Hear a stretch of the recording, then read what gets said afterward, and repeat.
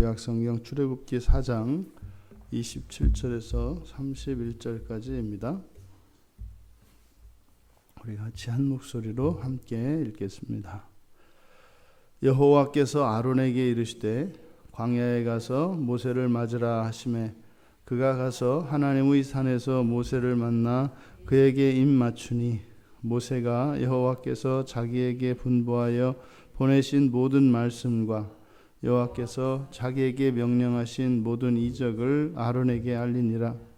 모세와 아론이 가서 이스라엘 자손의 모든 장로를 모으고 아론이 여호와께서 모세에게 이르신 모든 말씀을 전하고 그 백성 앞에서 이적을 행하니 백성이 믿으며 여호와께서 이스라엘 자손을 찾으시고 그들의 고난을 살피셨다 함을 듣고 머리 숙여 경배하였더라.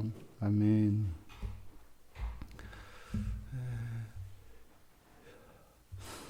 이제 모세가 아내와 두 아들을 데리고 애굽으로 돌아가는 여정 속에서 이제 할례를 하였던 그 사건에 바로 뒤이어서 이제 아론과의 그 재회의 장면을 그리고 이제 이스라엘을 구원하는 그 사역에 아론이 이제 합류되어지는, 그래서 아론이 부르심을 받고 아론이 이스라엘의 구원에 이제 나오는 그 장면을 기록했습니다.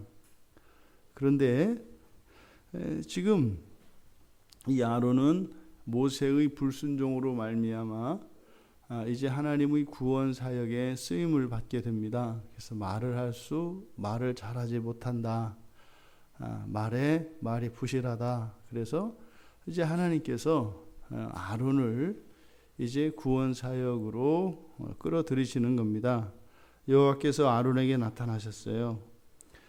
그럼 모세에게 나타나셨던 것처럼 동일하게 아론에게 나타나셔서 이제 아론을 사명의 자리로 부르시고 계십니다.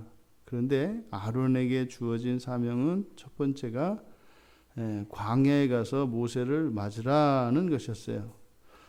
여기서 맞으라라고 하는 이 키라트라고 하는 이 말은 찾아서 만나라 이런 뜻입니다. 찾아서 만나라.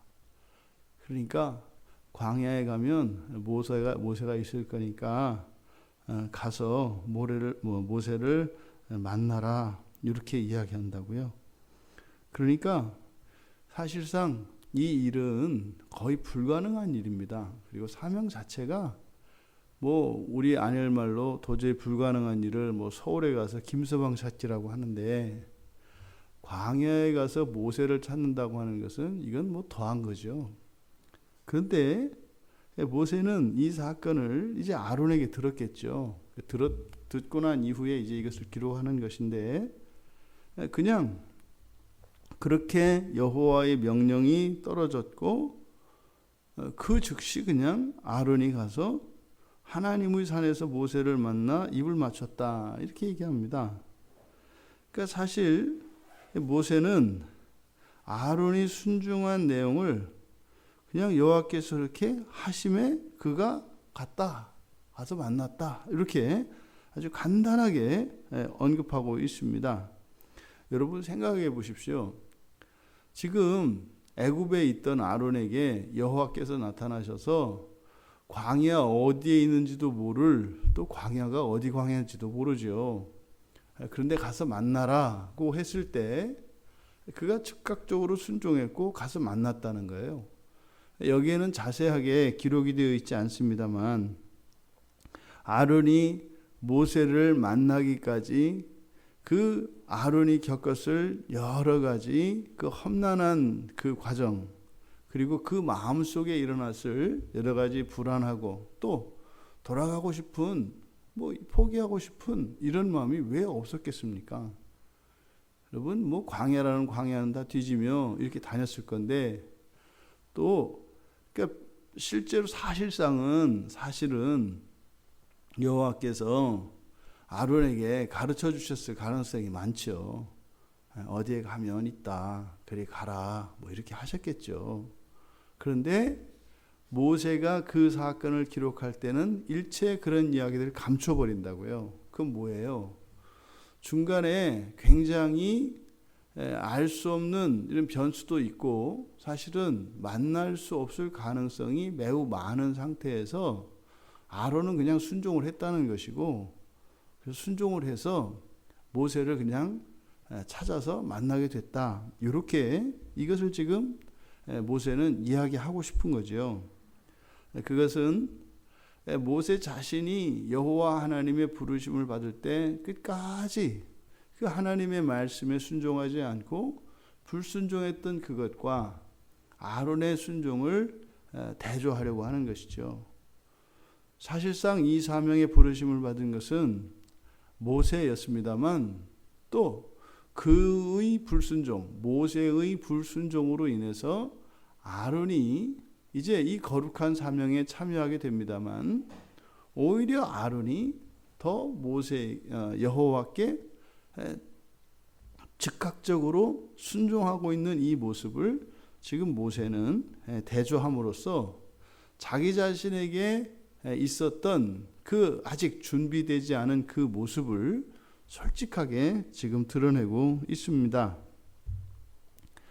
이제 모세를 만난 아론. 그런데 28절에 보면 이제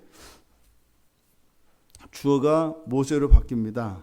모세가 여호와께서 자기에게 분부하여 보내신 모든 말씀, 그리고 여호와께서 자기에게 명령하신 모든 이적을 아론에게 알렸다. 지금 27절 상반절에는 맨 처음에는 주어가 여호와로 나와 있고 중간에 이제 바로 뒤에 여호와의 명령이 떨어지니까 이제 아론이 주어가 돼서 나오고, 그 다음에 28절에 모세가 주어로 나옵니다. 이 일련의 과정이 마치 대화를 하는 것 같이, 그리고 실제로 28절에 여기에 사용되어진 단어, 모세가 아론에게 알리니라, 맨 끝에 나와 있는 알리다라고 하는 이 말은 말하다라는 뜻인데 대답한다라는 뜻입니다. 화답하다, 대답하다 이런 뜻입니다. 그러니까 여호와께서 아론에게 말씀하셨고 아론은 순종했고 아론이 모세를 찾아갔더니 모세가 아론에게 대답했다. 이런 구조로 되어 있습니다. 그러니까 지금 마치 모세는 아론이 모세를 찾아올 것을 알았다는 듯이 지금 행동을 했다는 거예요. 이게 지금 뭘 나타나려고 하느냐면 사실 그 광야에 있는 모세에게 아론이 이렇게 나타나는 것은요, 이적적인 사건입니다. 여러분을 주소도 모르고 누군가가 이렇게 페이스북이랄지 이런 데서 여러분들 친구 삼아가지고 오늘날 왔는데 교회에 와 있는 거예요. 여러분을 찾아서. 이런 거는 여러분들이 무슨 교회인지 알고 그러니까 찾아왔다고 그럴 수도 있습니다만, 광야에 있는 모세에게 갑자기 애굽에 있던 형 아론이 찾아왔다. 이거는 그냥 이적적인 사건이에요. 그런데 이런 이적적인 그 사건에 대해서 마치 모세에게 아론은 아무런 의미가 없는 것처럼 담담하게 진술을 해나가고 있어요. 지금 여기서 뭘 얘기하려고 하는 걸까요? 여러분들도 아마 신앙생활을 하면서 그런 경험이 있을 겁니다.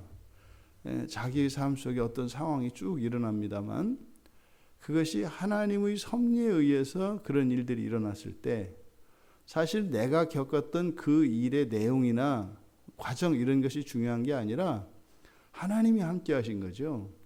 지금 모세가 그려내려고 하는 것은 아론이 광야에 찾아왔고 광야에서 모세가 만나게 된 이러한 일련의 사건들이 다 하나님, 여호와 하나님에 의해서 이루어지고 있다는 겁니다. 그러니까 인간적으로 보면 두 사람의 만나면 놀라운 사건입니다만 이미 하나님께서 다 이 일들을 주관하시는 거기 때문에 그냥 자연스럽게 일어나는 일인 것처럼 모세는 이야기하고 있다.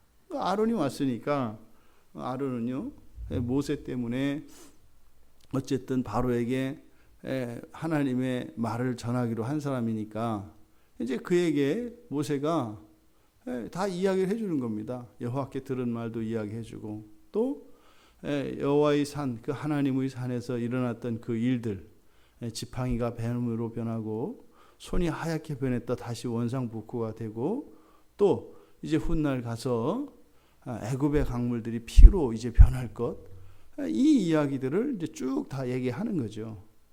그러니까 지금 애굽에 있던 아론이나 미디안 광야에서 살던 모세나 그냥 하나님의 일을 이렇게 마치 업무 인수인계하는 것처럼 이게 진술을 하고 있어요. 그러니까 사실 모세는 모세대로 부르심을 받았고 아론은 아론대로 부르심을 받았습니다만 둘 다 여호와로부터 부르심을 받아서 마치 뭐 이웃에 있었던 것처럼 한 자리에 있었던 두 사람과 같이 이렇게 이 사건을 진술하고 있다. 그런데 우리가 여기서 눈여겨보아야 할 것은 모세와 아론이 이제 함께 갑니다. 근데 여러분 바로 요 앞에 어떤 내용이 있었어요? 모세는 애굽으로 지금 돌아가던 중이었어요. 근데 아내와 두 아들이 지금 함께 애굽으로 여행하고 있었거든요. 근데 갑자기 29절에서 모세와 아론만 가요. 그럼 아내 십보라와 이 아들은 그 할례를 한 이 엘리에셀 그리고 큰아들 게르솜 어디로 갔냐 말이죠. 아마 지금 아론이 방문하는 이 사건과 그리고 위에서 당신은 나의 피난편입니다 하였던 이 할례 사건, 이 사건 그 중간에 모세가 쫓았든지 십보라가 갔든지 이 십보라는 아이들을 데리고 친정으로 돌아갔어요. 근데 정황상 십보라가 아이들을 데리고 돌아갔을 가능성이 많습니다. 그러니까 그 부분에 대해서는 모세가 이야기하고 있지 않아요.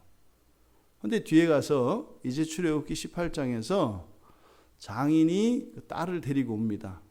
그것을 보았을 때 이 십보라가 모세에게 불만을 품고 그냥 아이들을 데리고 돌아갔던 것처럼 보여집니다. 지금 이제 아내와 아이들은 돌아갔고 그 할례를 하는 그 의미 중에 하나가 뭐라 그랬어요?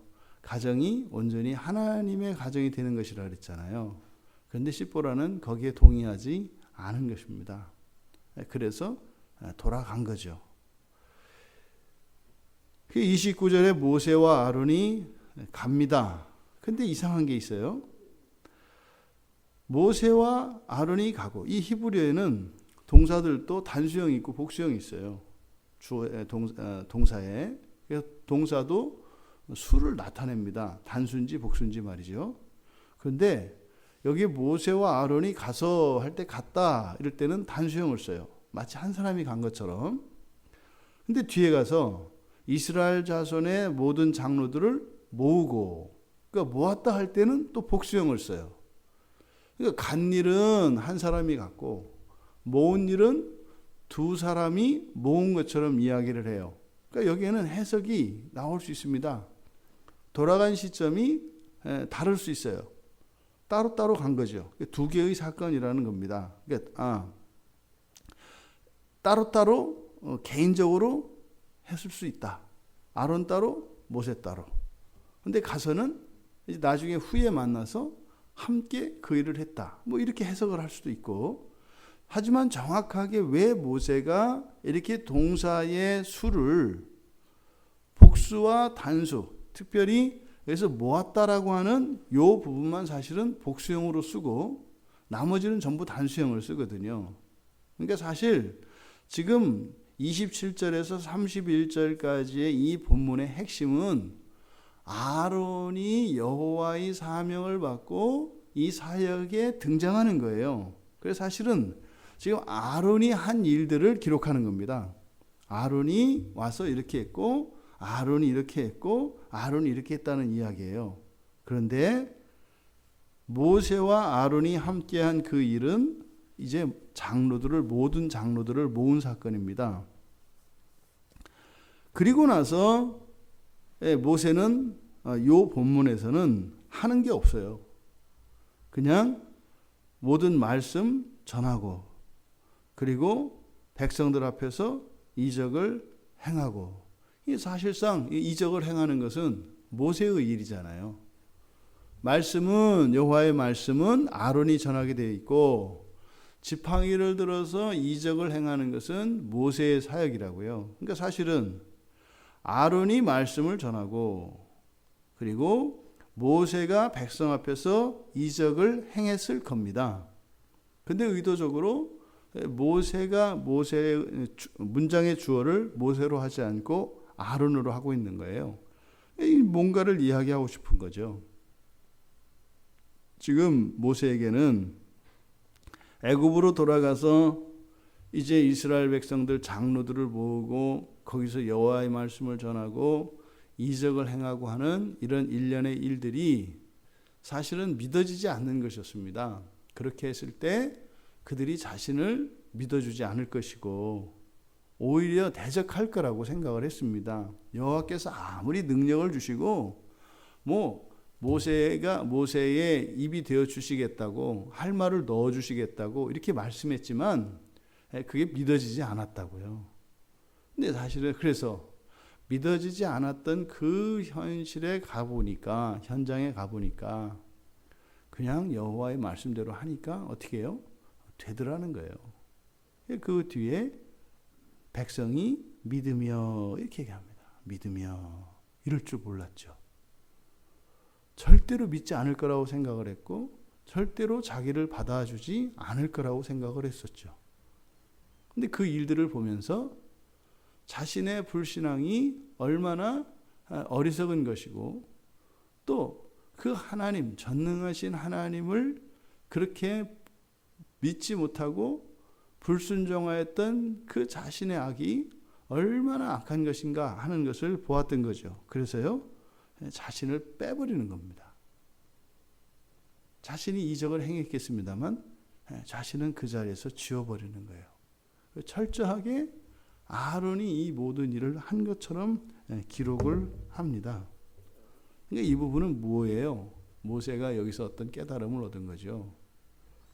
그러니까 하나님께서 모세에게 명하셨을 때 그냥 순종했더라면 당연히 일어날 일입니다. 근데 그 일을 누가 하고 있다는 거예요? 아론이 하고 있다는 거예요. 단순히 아론을 시샘하는 것이 아니라 아론이 행하고 있는 그 일들은 자신의 불순종의 결과였다고 하는 이 사실을 얘기하는 거죠. 그러니까 사실 이스라엘 백성들이 이제 이들을 받아들이고 여호와의 말씀을 이제 따르기로 하는 이 일련의 이 과정을 통해서 모세의 마음은 공허합니다. 이게 뭐지? 왜 내가 그랬지? 라고 하는 이런 후회가 있었을 것입니다. 그리고 사실 아론이 없었더라도 되어졌을 그 일, 그것이 지금 아론에 의해서 이루어지고 있습니다. 또 하나, 이 모세의 불순종으로 인해서 그가 치러야 했던 또 하나의 사건은 바로 아내와 두 아들이 돌아간 사건입니다. 이것은 사실 그가 이미 사명의 부르심을 받기 이전 그가 사명 가운데 있던 그렇지 않던 그는 히브리 사람입니다. 그러면 히브리 사람으로서의 정체성을 가지고 있어야 하는 것이죠. 그런데 그는 그의 가정을 지키지 못했습니다. 그래서 이제 막상 애굽에 있는 자기의 동족들에게로 돌아가려는 과정에서 이제 십보라가 이제 할례를 하는 이 일이 있었습니다만 십보라가 그것을 받아들일 수 없었어요.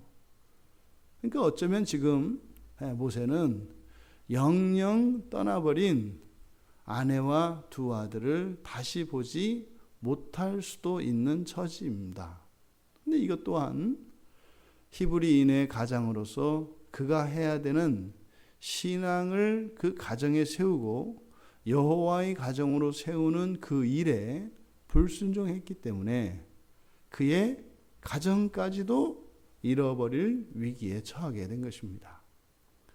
사역 또한 모세가 없어도 아론에 의해서 이루어질 것처럼, 또 그가 꾸리고 있었던 가정도 사라진 것처럼, 지금 하나님께서 이스라엘을 구원하시는 그 놀라운 사역의 현장에서 모세는 오히려 공허한 마음을 느끼고 있습니다. 여러분, 우리가 인생을 살아가면서 말이죠, 우리의 인생 자체는 사명과 관계되어 있습니다. 근데 그 사명의 자리에는 순종하는 사람만 있는 게 아닙니다. 불순종하는 사람도 있습니다. 하지만 하나님의 일이 일어날 때, 그것이 열매 맺을 때, 순종하여 그 일에 참여하는 사람과 불순종하여 그것이 마치 그저 구경거리가 되는 이런 일들이 일어나게 됩니다. 여러분, 우리의 삶 가운데 하나님께서 어떠한 놀라운 구원의 일들을 이루실 때, 그때 공허한 마음으로 그 자리에 있지 않기를 바랍니다. 언제나 하나님이 하시는 그 일들이 나의 일이 되어지고, 나의 순종을 통하여 하나님께서 영광 받으시는 그런 모든 인생의 순간순간들이 되기를 바랍니다. 불순종은 단순히 하나님께 벌을 받고 악한 것이고, 이것을 떠나서 우리들이 인생을 살면서 우리의 인생의 무게를 가볍게 합니다. 순종은요, 우리의 인생을 무겁게 합니다. 이때 무겁다라고 하는 의미는 짐스러움을 이야기하는 것이 아니라 영광의 무게를 말하는 것이죠. 순종으로 우리의 인생에 영광의 무게가 날마다 더하여지는 그런 은혜가 우리 모두에게 임하기를 주님의 이름으로 축원합니다. 살아계신 하나님, 하나님께서 드디어 말씀하셨던 이스라엘 백성들을 구원하시는 그 일이 시작되는 현장에서 모세가 느껴야 했던 그 공허감, 이것은 자신의 불순종의 대가가 얼마나 큰가 하는 것을 깨닫는 시간이었습니다. 저희들의 인생의 시간 동안 불순종으로 인한 이런 공허함이 없게 하여 주시고, 언제나 역사의 무대에 저희들을 부르시고 하나님께서 저희들을 사용하시는 이 놀라운 구원의 역사가 순종함으로 저희들이 참여할 수 있도록 은혜를 내려주시옵소서. 오늘 하루의 삶이 또한 그런 영광스러운 삶이 되기를 원합니다. 저희들의 삶의 무게가 단지 저희들의 어떤 계획과 기대로 이루어지는 것이 아니라 저희들의 이 하루의 삶을 통하여 이루어 가시는 하나님의 뜻으로 영광이 되는 복된 날 되게 하옵소서. 예수님의 이름으로 기도하옵나이다. 아멘.